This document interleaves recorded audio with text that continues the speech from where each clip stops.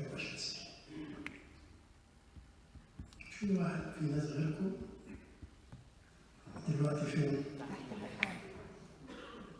ما فكرش حتى، ويمكن كمان فوق اللحاف ايه؟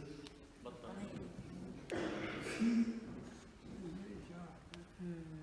رسالة بولس الرسول إلى أهل أفسس خذوا بالكم كلام الرب. قال محاربتنا ليست مع لحم ودم بل أجناد الشر إيه؟ الروحي. من ضمن أجناد الشر في شيطان اسمه شيطان تحت المخاوف. شيطان إيه؟ تحت المخاوف. وأنت بتقوم النهارده الجو، المطر، صحتي، ركبي، البرد، في غيرك مش فارقة. ده مش مسيحي. أديك إكزامبل تاني. وأنا أقول لكم يوم الأحد أجي أقوم الساعة 5 الفجر عشان أحضر القداس الأولاني. الجرس يرن قبل 5 دقايق. طيب لسه شوية، القداس بيبدأ الساعة 6:30. طب أروح ساعة. طب أقول لك بص يا شيخ منطقة المخدة بيقول لك إيه؟ إحنا سمعنا وعظ كتير نروح بعد الوعظ. يقول لك إيه؟ أنت بتدفع. فلما بتدفع يوصلك يقول لك إيه؟ طب أقول لك بلاش القداس الأولاني. روح إيه؟ عشان بيعملوا أكل تحت وأصحابك كلهم موجودين لغاية ما تيجي لغاية نص القداس التاني. ثم الكنيسة بتعمل إيه؟ قداس كل إيه؟ هذا هو المسيح.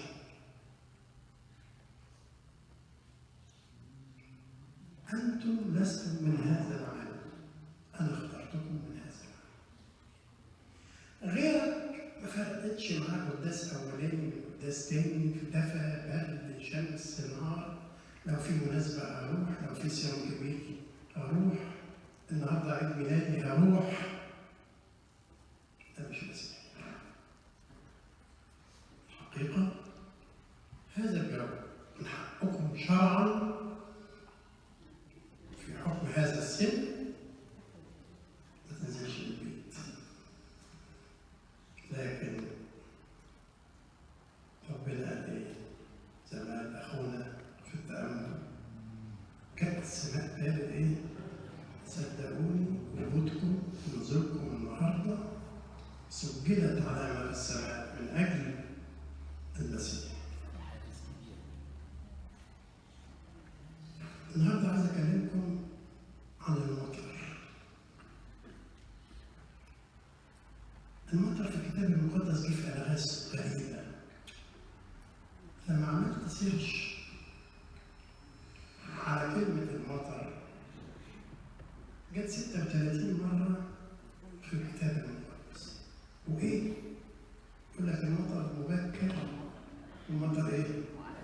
وحطيت عنوان كده، قلت يا رب اتكلم أنت على لساني، لأن أؤمن أن نحن لسنا المتكلمين بل روح الله الساكن. إيه المطر دي؟ إيه قصة المطر المبكر والمطر المتأخر؟ والفرق بين المبكر والمتأخر؟ وفي الآخر الاثنين إيه؟ هل المبكر بينزل مية والمتأخر بينزل حلاوة؟ الاثنين مية.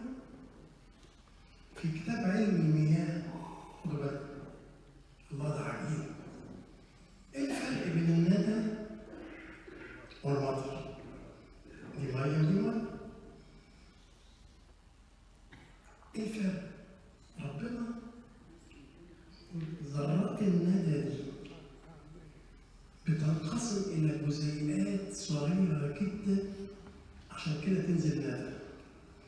طب ربنا عايز يخلي الندى ده مطر، يعمل إيه؟ بتاخد ساعات كتيرة جدا لغاية ما تتحول ذرات الندى إلى ذرات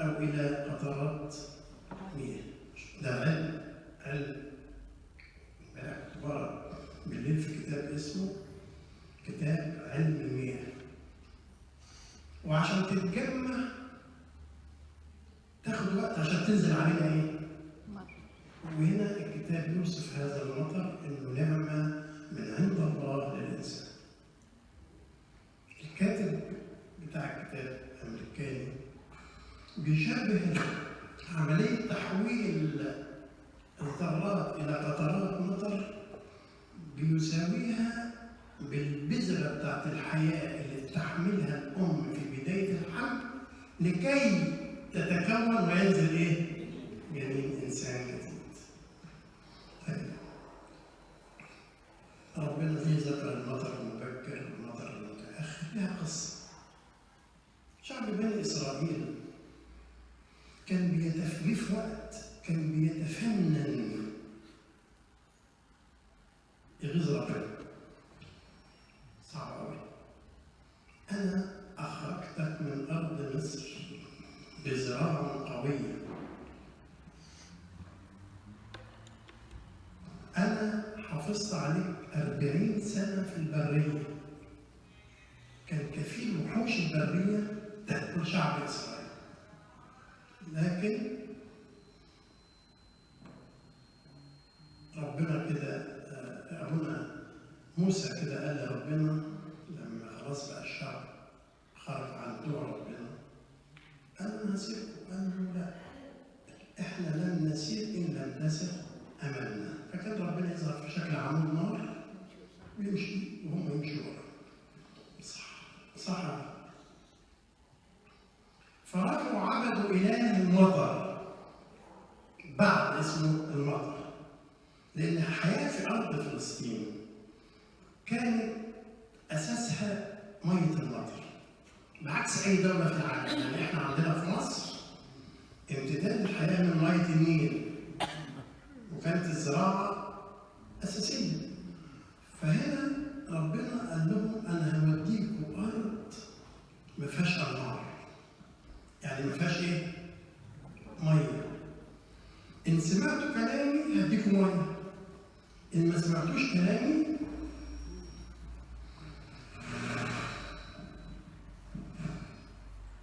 وبالرغم من ذلك عبدوا اله المطر. ايه اله المطر ده؟ لما كانت الدنيا توصل للجفاف كانوا يقعدوا يصلوا للوثن للمطر علشان ينزل مطر تنقذهم من الموت. فربنا قال لموسى ايه؟ قال لموسى اكتب. قال حاضر. كتب في سفر التثنية بإصحاح 11 يقول لهم ايه؟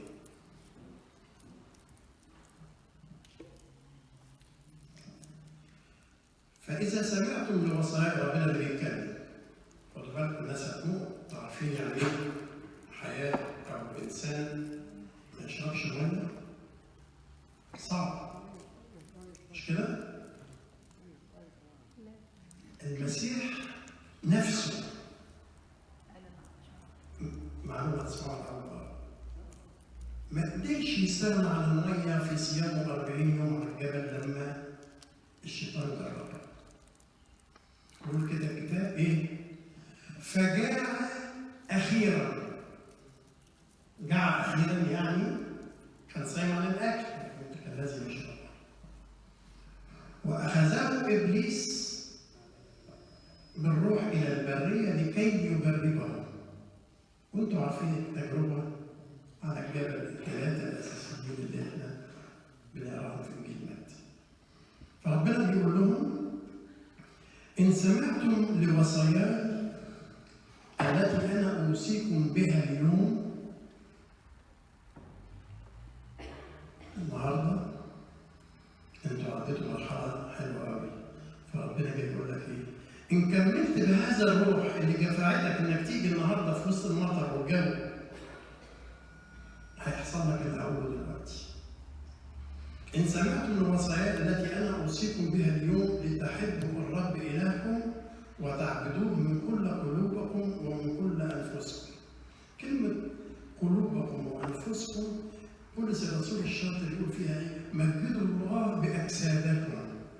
يعني مش كفاية الروح بس، لا والجسد، الاثنين مشتركين والاثنين هيكافئوا. الجسد قاعد بيصوم ويتعبد طول عمره، ده هياخد إكليل في السماء، هيقوم بهذا الجسد بإكليل ممجد.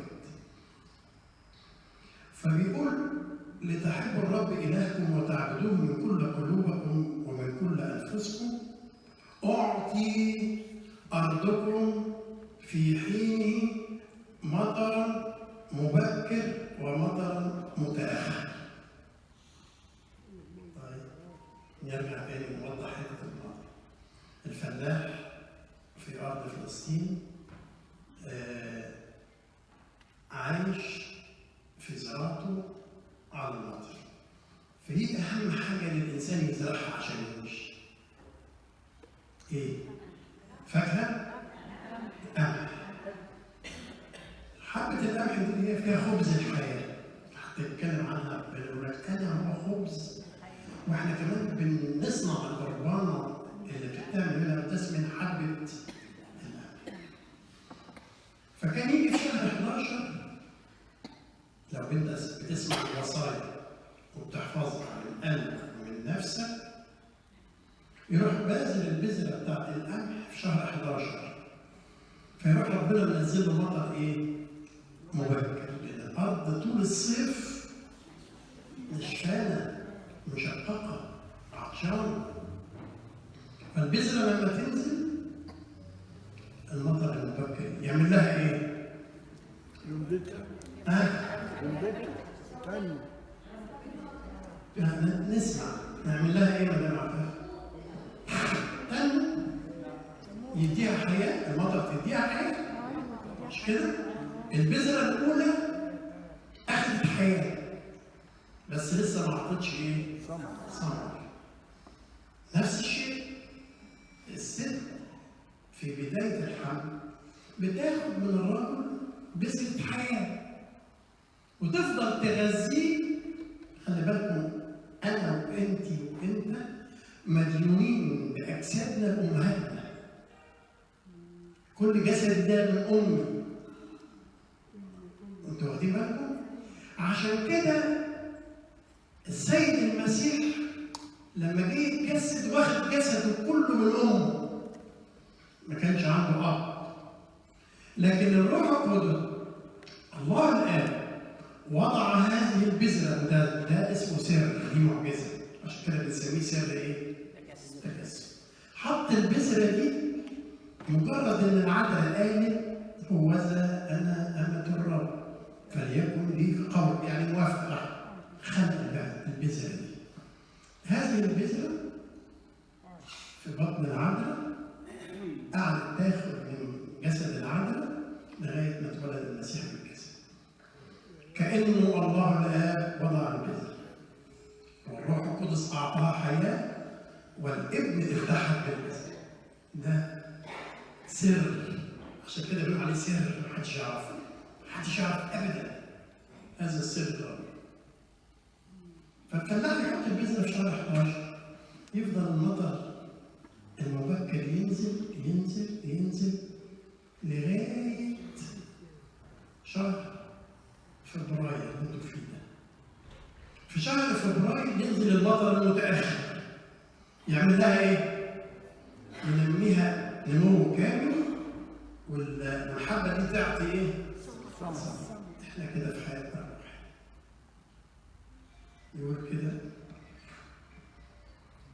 أعطي مطر أرضكم في حين المبكر والمتأخر فتجمع حنطتك وخمرك وزيتك وأعطي لبهائمك عشرا. ما خلاص بقى الزرع كبر، يعني مش أنا بس اللي هاكل، كل الحيوانات وكل أهل البيت وكل أهل القرية. الثمر طالب.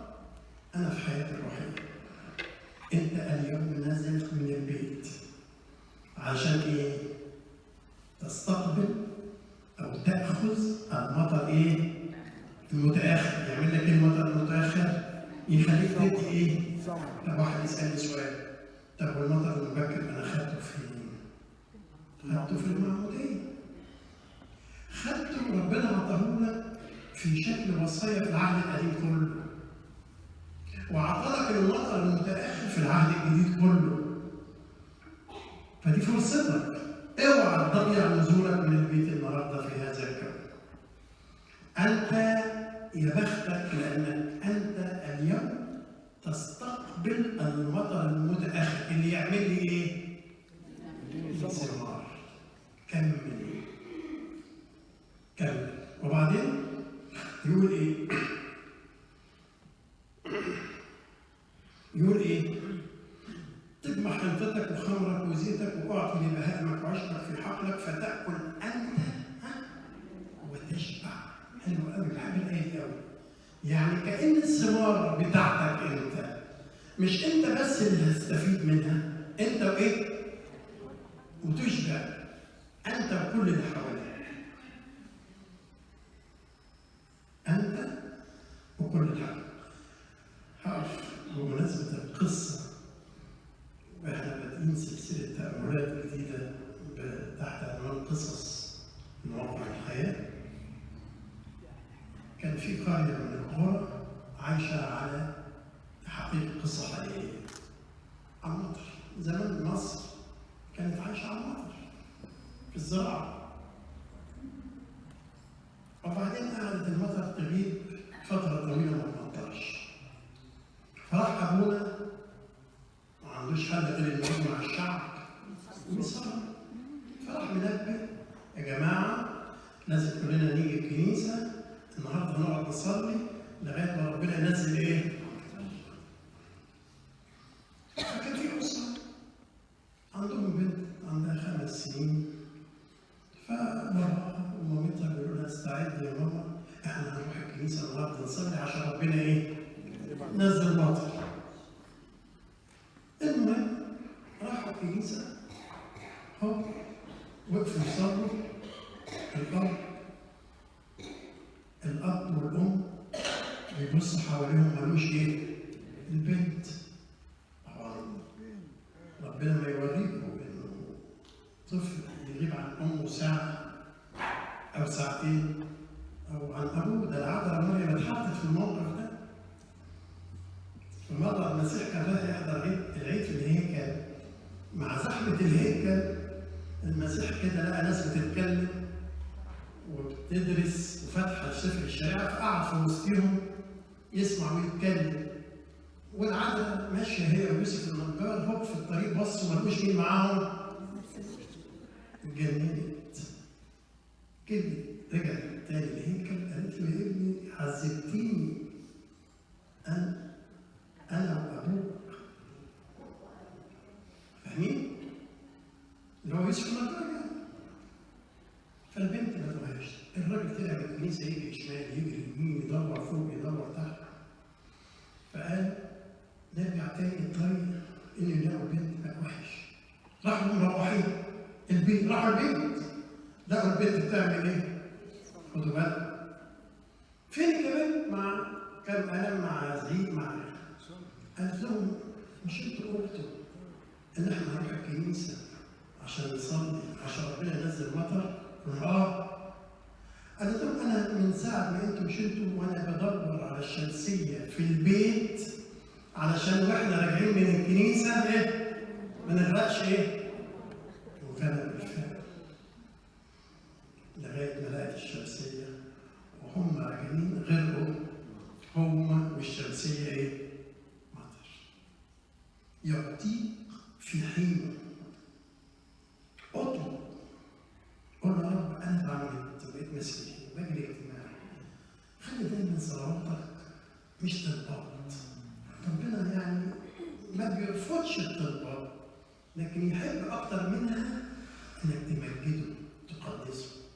قول يا رب: أنت وعدت إنك تدي مطر متأخر عشان أجي صلاة في الاجتماع، علشان أخدم بنية كويسة. أنا محتاج المطر إيه؟ المتأخر. احترزوا من أن تنغوي قلوبكم فتزيغوا وتعبدوا آلهة أخرى وتسجدوا لها. طب احنا دلوقتي عندنا آلهة أخرى عندنا.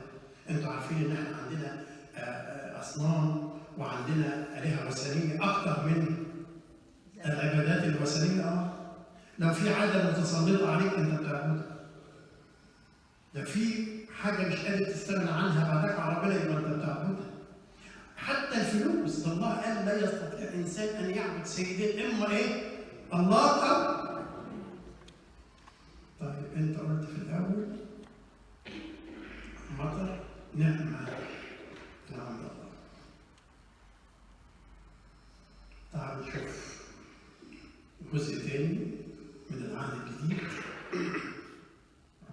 يؤيد كلام العهد القديم. احنا قلنا المطر في رسالة يعقوب اصحاح 5 هناخد بقى نعمة المطر نفسه. المطر هيجينا نعمة. انتوا جيتوا في المطر، اخذتوا المطر المتأخر حسب وعد الله والوحي انك المفروض تحصل على النعمة. زي مرة كنت بتكلم في اجتماع فواحدة بتقول لي ازاي احصل على النعمة؟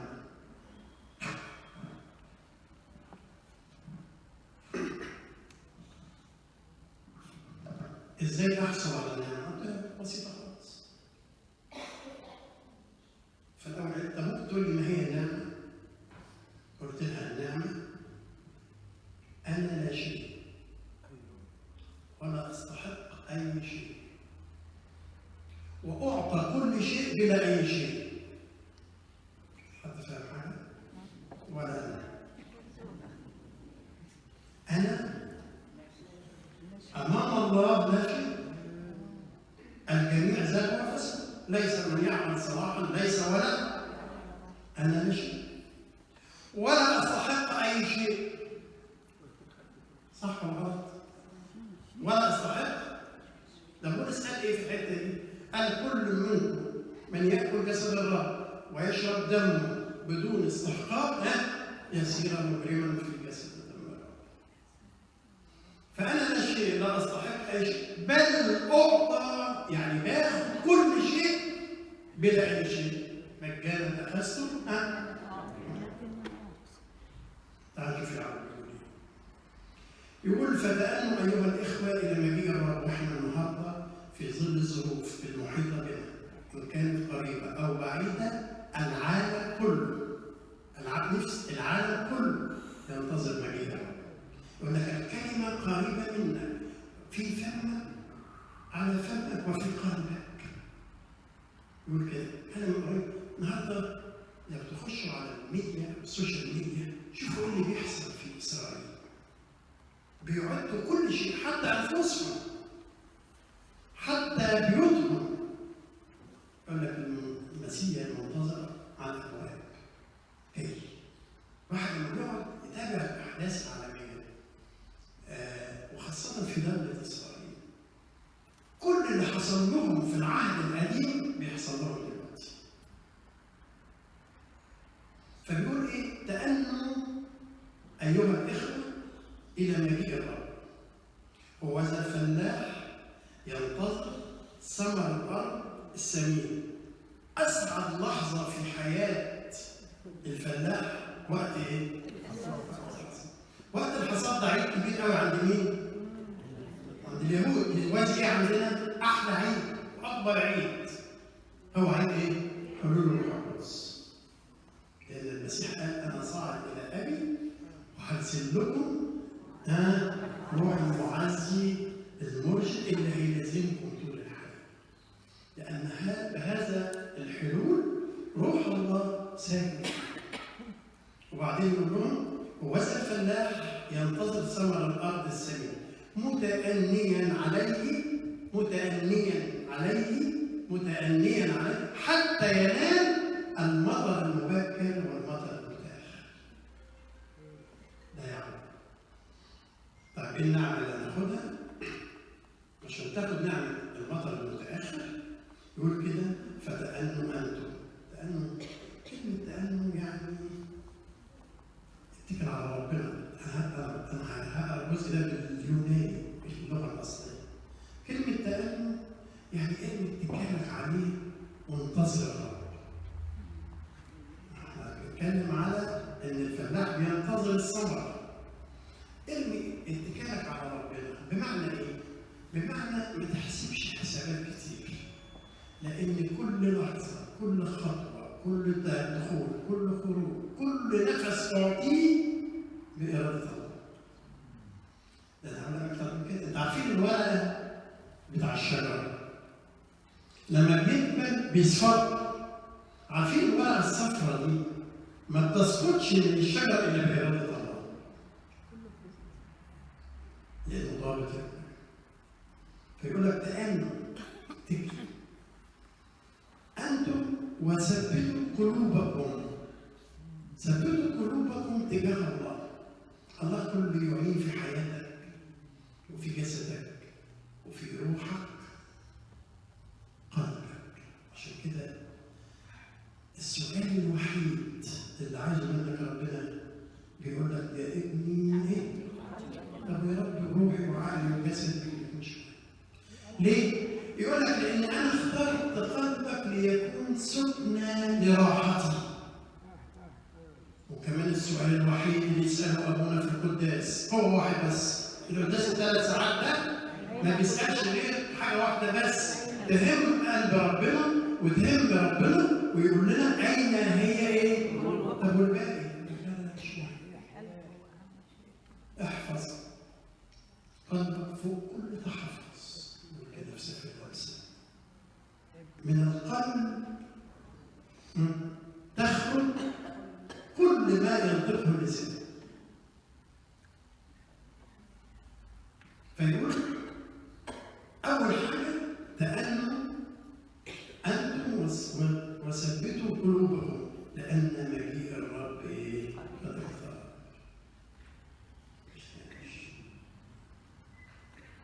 لأن فعلا يا جماعة صدقوني أنا بيتهيألي يعني إن ربنا جاي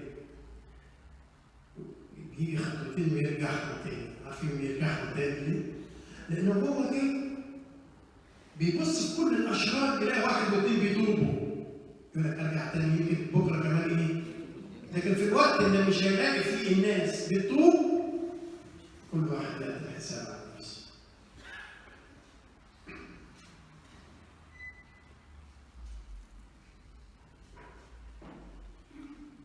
هقول لكم حاجة بس تفوتوها محدش يعرف ومحدش يسألني.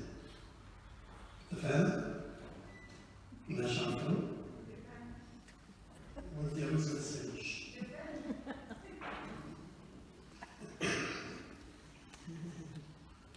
علامة من علامات تؤكد مجيء الرب. انتوا عارفين الدول الكبرى والصغرى دلوقتي بتتصارع على انها كل دولة يكون عندها قنبلة نووية. صح ولا غلط؟ وفي تطور دائم. السلاح النووي بيتطور يوم بعد يوم. ليه؟ ده سؤال. ليه؟ كل يوم بنسمع اختراعات جديدة في السلاح النووي على مستوى جميع العالم. اللي ظاهر واللي مش ظاهر مخبيه. ليه؟ عشان يردع الآخرين. عشان يبقى أقوى من الآخرين. إجابة غلط. اللي بعده يحمي نفسه في البيت. عشان يدمروا العالم. عشان يدمروا العالم. برضه إجابة غلط بالثلث. عشان يضربوا بعض. عشان يضربوا بعض. ده في البر. ليه؟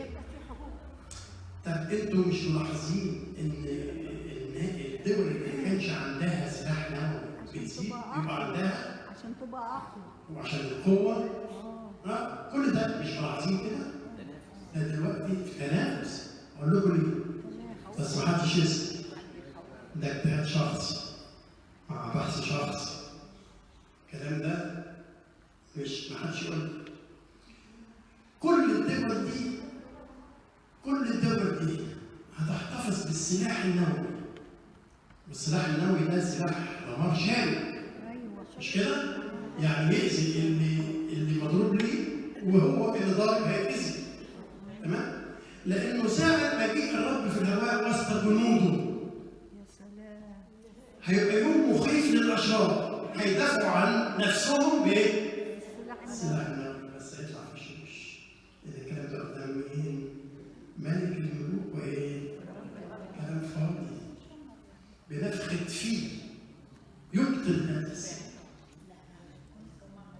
تخيلوا؟ فأحلى العلامات إن تصرف الدول على وجود السلاح النووي ده خوفا أو الشيطان بيحركهم لأنه عارف إن الرب إيه؟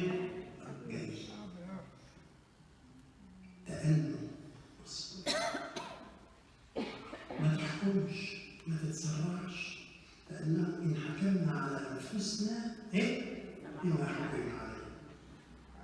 وبعدين يقول له ايه؟ ثبتوا قلوبكم لان مجيء الرب قد اقترب، يعني استجابه.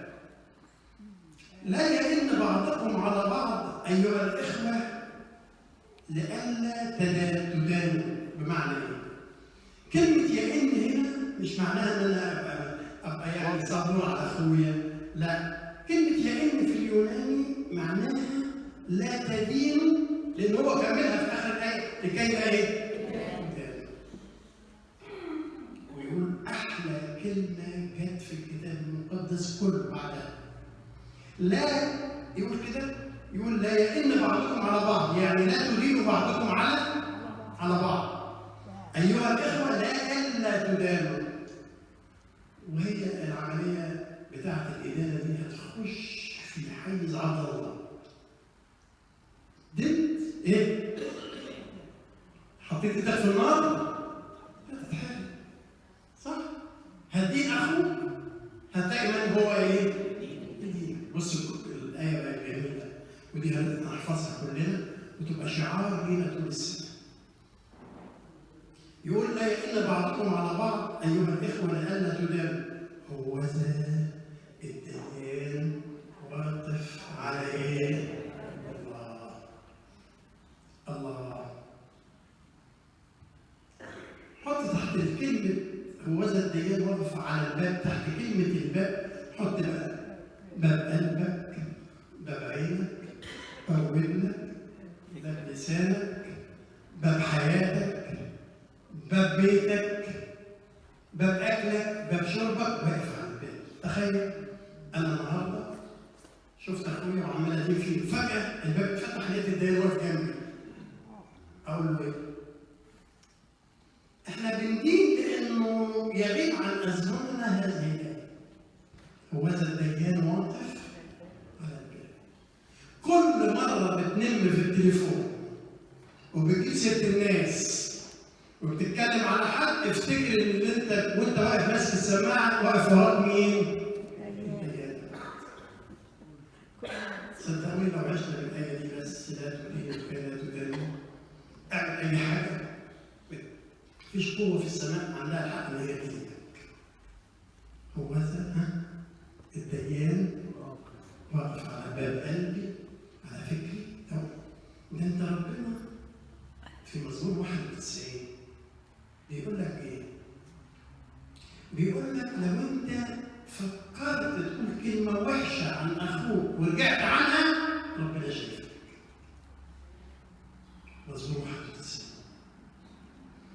قيامك وجلوسك، يعني إيه قيامك وجلوسك؟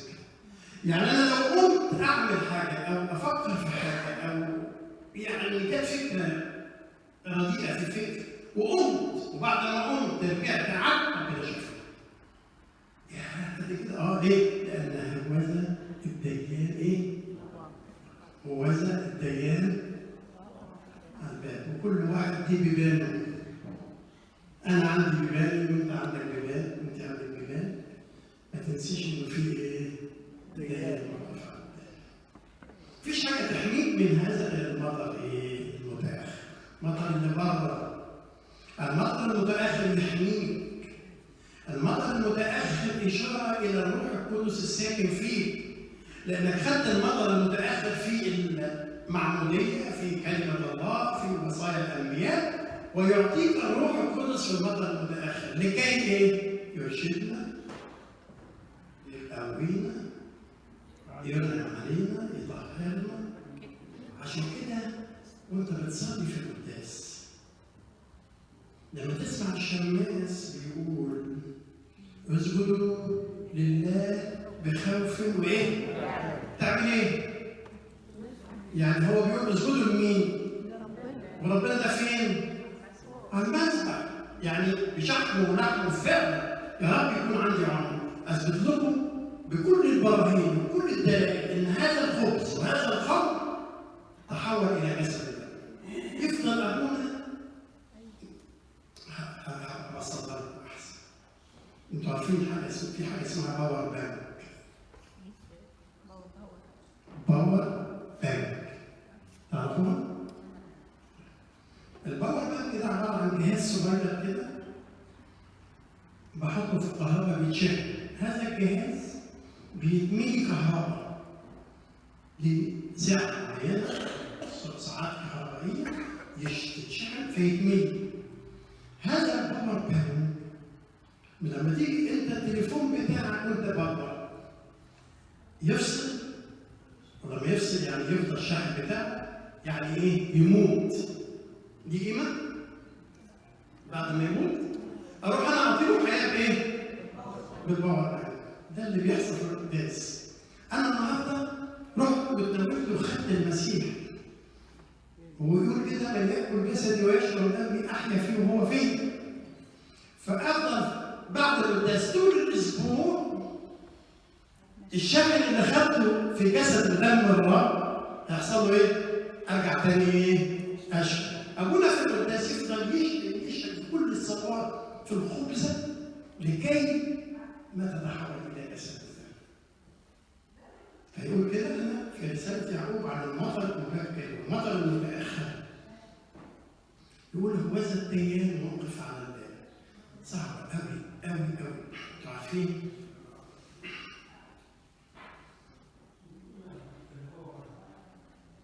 انتوا عارفين في روسيا الكلام ده من 20 سنه بيحصل صراع ما بين روسيا وامريكا، انه عايزين يشوفوا مين اشطر واحد فيهم يعني يحفر تحت الارض. روسيا في الايام الاخيره انتوا كلكم عارفين حفرت 14 كيلو متر. عارفين في وهم بيحفروا طبعا ماشين حديث ومكن، فحاطين في الماشين دي كاميرات تصور صوت وصوره. عارفين لقوا ايه؟ لقوا صوره للجحيم، الناس بتصرخ، نار مرتهبه. درجه حراره النار تحت الارض 14 كيلو متر ما تتوصفش. الجهاز اللي بمقياس الترمومتر بتاع درجه الحراره ما عرفش يسجل درجه. ده فين؟ في الجحيم، ومصورين بالكاميرات ناس بتصرخ وفي وسط النار، وناس لانه ربنا اعطاك الحياه، انت اللي اخترت الموت. يقول في سفر التثنيه وارميا، يقول: امامك الحياه والموت، الخير والشر، فاختار الحياه لتحيا انت ونسلك. ليه؟ وذا الديان واقف فين؟ عن بيتك.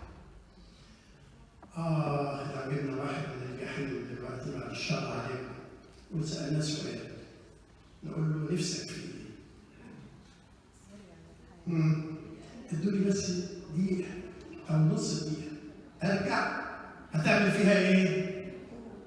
لما انا عندي ايه دلوقتي؟ سنين وشهور وايام. لان الكتاب قال ايه؟ ليس في الموت من ولا في الجحيم.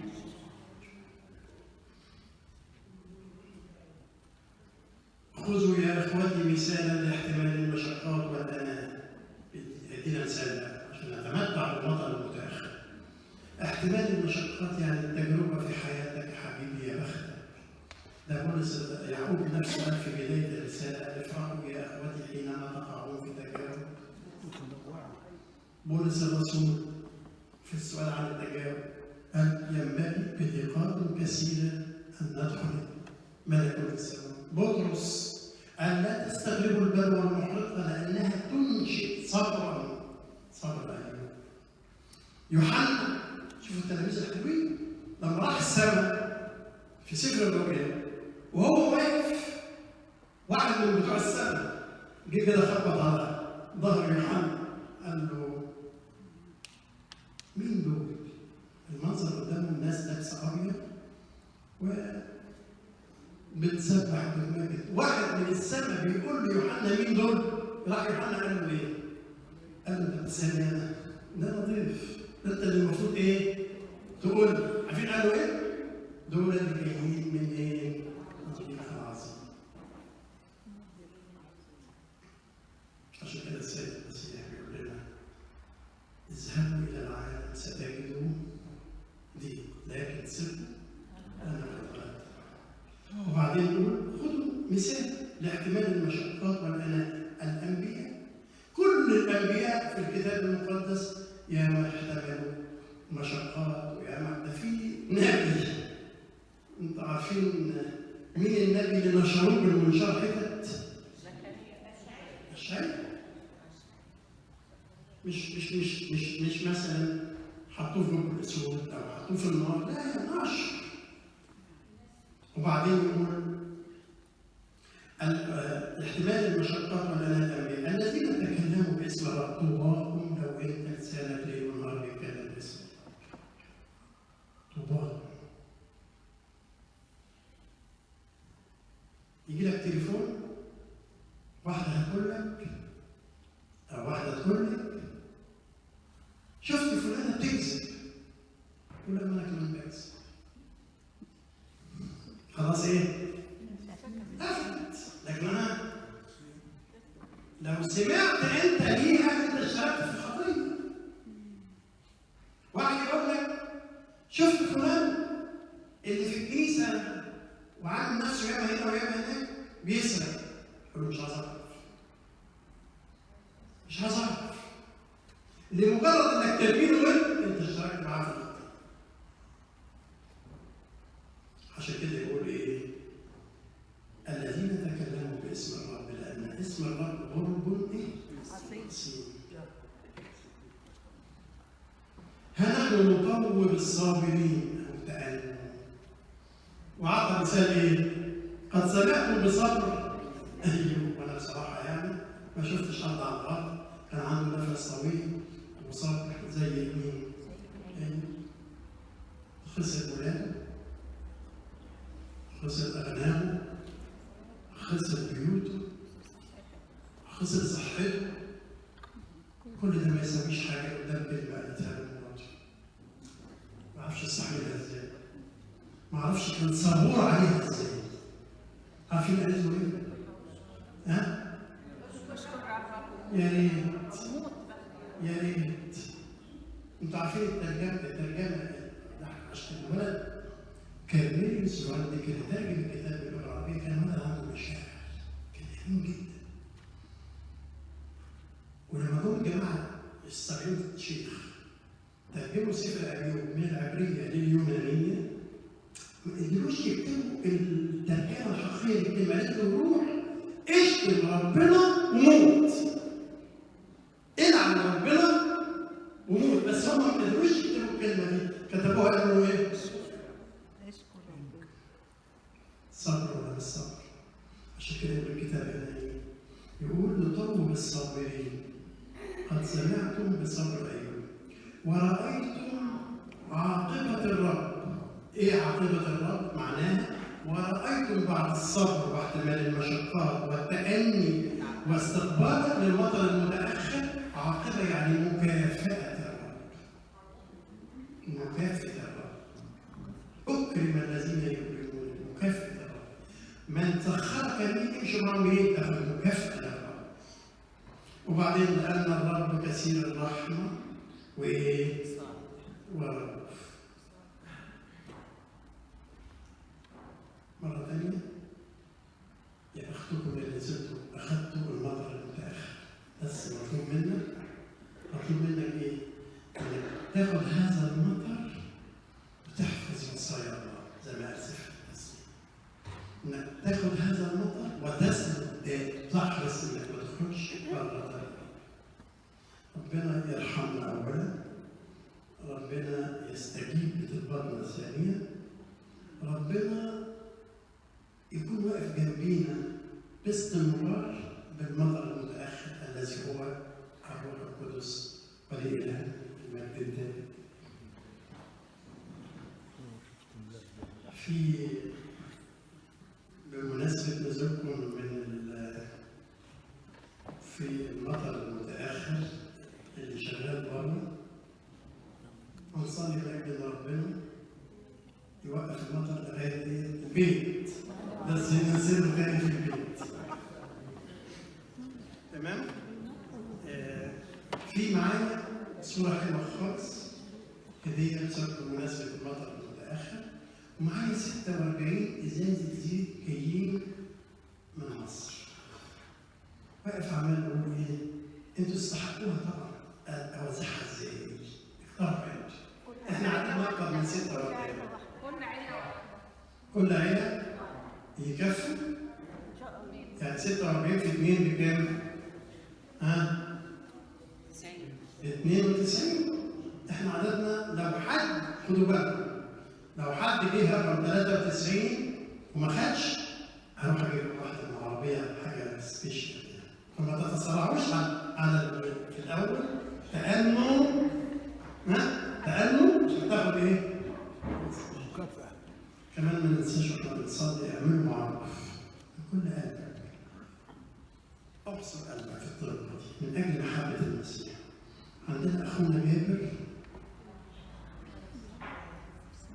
عمل عمليه كان منتظرها بقاله سنين، واخد في الويتنج ليست بتاع العمليات تقريبا نقل رئه او تركيب رئه.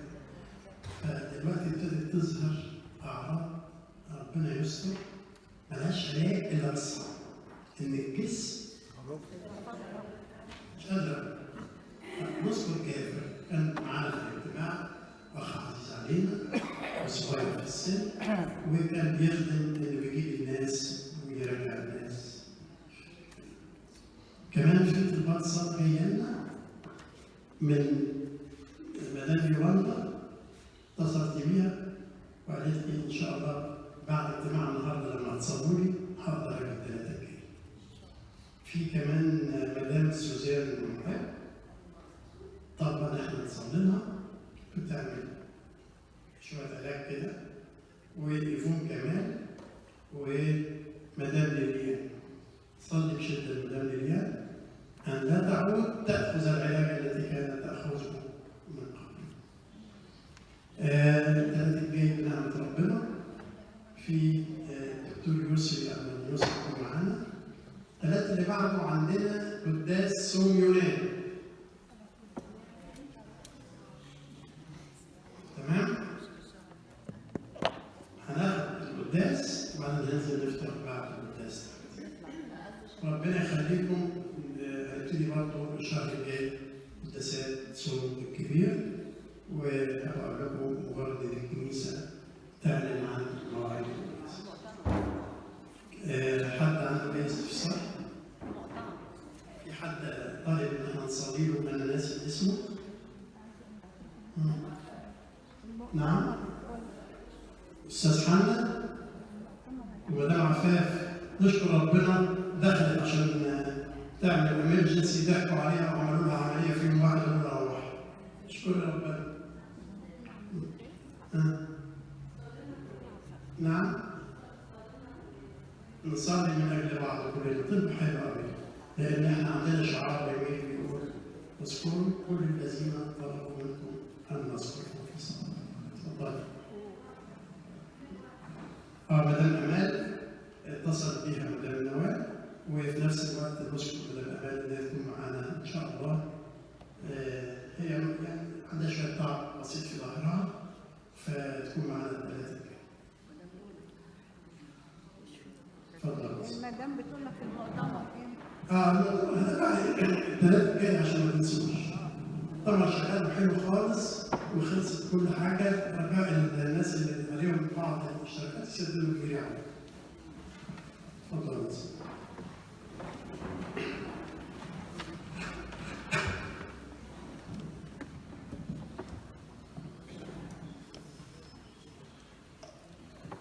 ممكن نصلي مع بعض بصوت عالي ونقول